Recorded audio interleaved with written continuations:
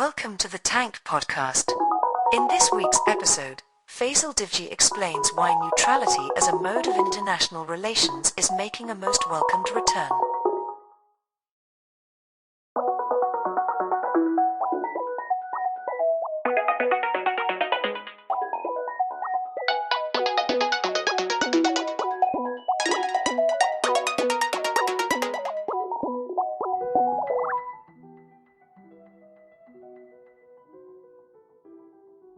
I want to talk about the possible emergence of a new international order. And I want to do this by starting with neutrality. So neutrality, once upon a time, used to be an essential, fundamental part of any conception of international order. What neutrality meant was that you could restrict conflict because there were many countries that were neutral. So conflict was restricted geographically, but it was also restricted in other terms because neutral countries could negotiate, could be diplomats, and allow for the resolution of the conflict between those who were actually fighting. So this version of neutrality survives until, the First World War. At the end of the First World War, what you have happening is the institution through the League of Nations of a system of sanctions. Now, sanctions are a part of total war, as a new book by Nicholas Mulder called The Economic Weapon, which is on sanctions, on the history of sanctions, argues, because what they do is they refuse to differentiate between war and peace. You can have sanctions even without declaring a war, though the effect of sanctions can be as ruinous as a war, blockades. So a lot of the sanctions idea comes from colonial conflict, from gunboat diplomacy and blockades. And it allows countries that are richer in resources or have important navies to blockade and prevent countries which are less powerful from gaining foodstuff, weapons, industrial necessities for their trade and commerce. Now, of course, these sanctions inevitably affect civilians because they're passed down to civilians immediately, even if they are meant to be targeted at political leaders and military leaders and all the rest. So not only do they refuse to differentiate between war and peace, they actually deliberately target civilians, but they seem to be somehow less violent because guns and swords and things aren't used. Now, with a sanctions regime, which only gets ramped up as time goes on, what you have, therefore, is the erosion of neutrality. And once the United Nations is created with the United States, especially after the Cold War, as the chief global hegemon, then you have third-party sanctions where not only do you prevent trade, etc. yourself, but you force other people to do so as well. So really you have an expansion of total war and the kind of complete disintegration of any idea of neutrality. And with that, I would argue, any idea of the international order itself. But things are obviously changing because with the Ukraine war, for the first time, you have a great refusal. Many countries are refusing to be part of sanctions. And notice that this happens after the last great global conflict, which was the global war on terror, where everyone in the whole world signed up. Right? There was no one who did not sign up to that war, but it was nevertheless a massive disaster. So I think the refusal in the Ukraine war has very little, if anything, to do with people being pro-Russia or anti-Russia or pro-Ukraine or anti-Ukraine. What in fact you have happening is a kind of disavowed or default re-emergence of neutrality. So countries like Turkey are happy to sell drones to Ukraine while also trading with Russia. They're even-handed. Countries like Pakistan, have returned to the American security umbrella and are selling weapons to Ukraine, but also enjoy good relations with Russia. Now, this is not just a return to the old politics of non-alignment, because non-alignment depended on the idea of a bipolar world, a bipolar global order, the Soviet Union and the United States and their respective allies. There is no bipolar global order, and there is no non-aligned order, therefore. What, in fact, I think you have happening is the kind of uneasy and undesigned, perhaps, feeling out of a new politics of neutrality without anyone really using that word.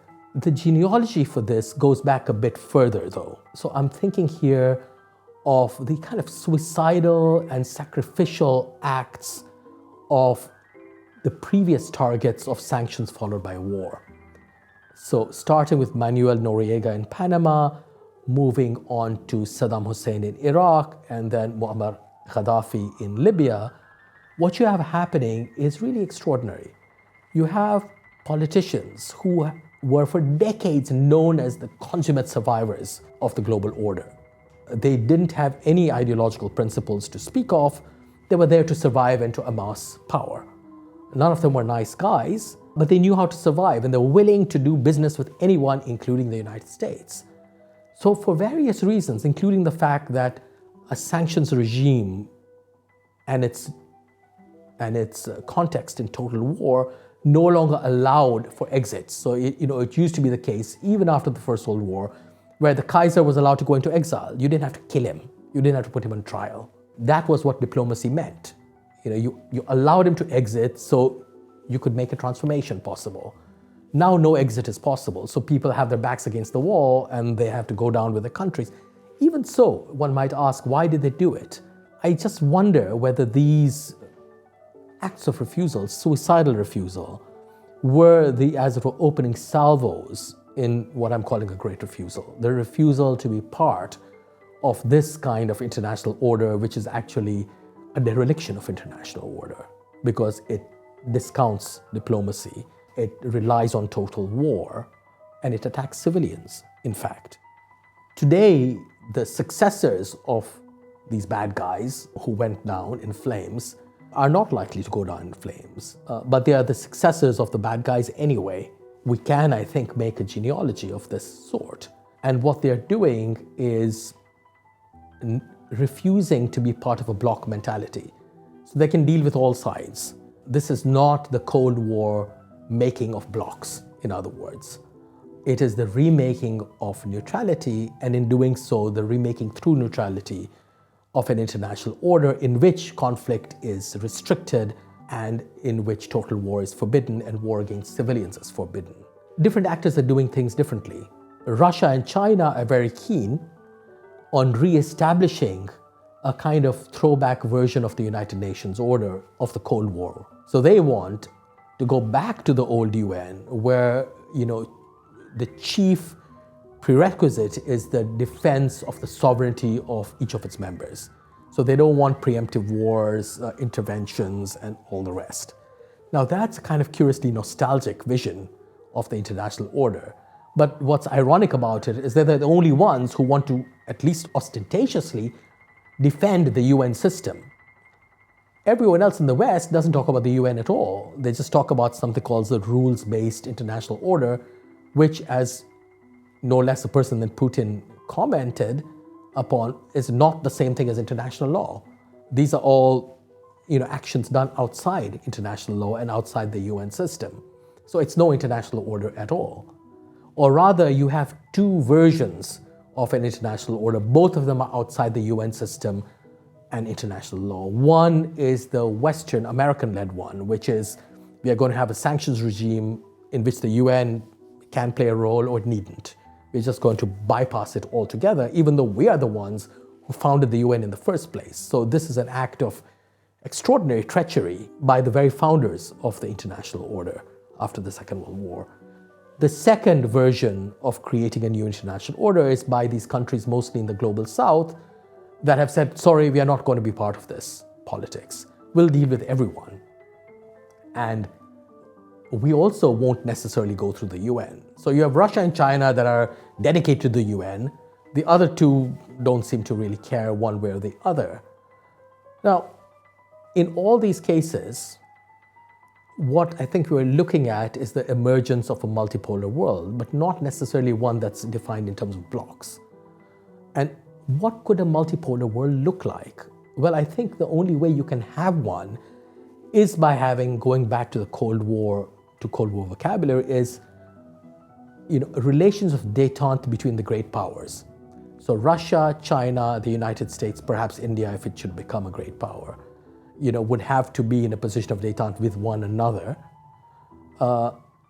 And that would mean that the truly active countries, politically and diplomatically, would be the middle-ranking powers. And indeed, they already are active. They're already far more active than anyone else. Turkey is one, Pakistan could be another, Iran is already a third in many ways, and there will be others around the globe. Brazil, perhaps, South Africa trying.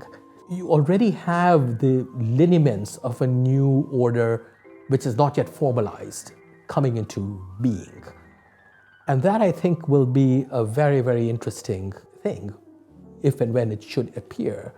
But the important thing, I think, is to note that it is through the return of neutrality that something new is coming into the world and redefining the global order as we know it. To hear more podcasts from Tank, you can subscribe on all major podcast platforms or follow us on SoundCloud. The theme music for this podcast is by Himera.